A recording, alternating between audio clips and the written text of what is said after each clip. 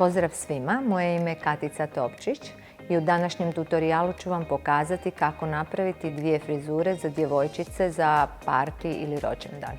Punđicu za balerine ćemo izraditi tako da ćemo prvo svezati centralni rep na vrhu glave. Zatim ćemo svezati još 4 repića koji sve spajamo na centralni rep.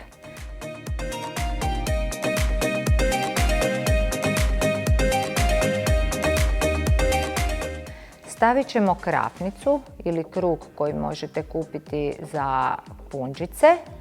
Svezati ćete preko toga još jednu gumicu i oko toga od ostatka kose spletite pletenicu.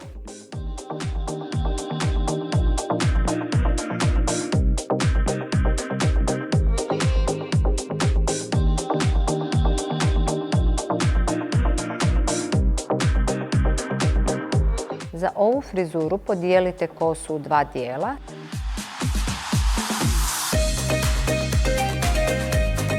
Natapirajte bogato svaki rep, počešljajte vanjski dio da bude uredan.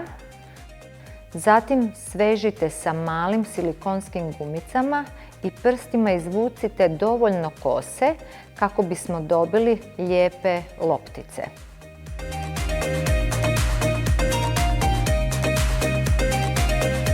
Na vrhu glave nanesite Super Glue gel kako biste po njemu mogli posuti šljokice.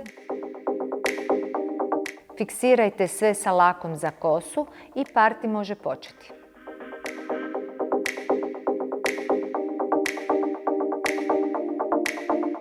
Vjerujem da ste uživali gledajući trikove kako napraviti lijepe frizure za vaše djevojčice.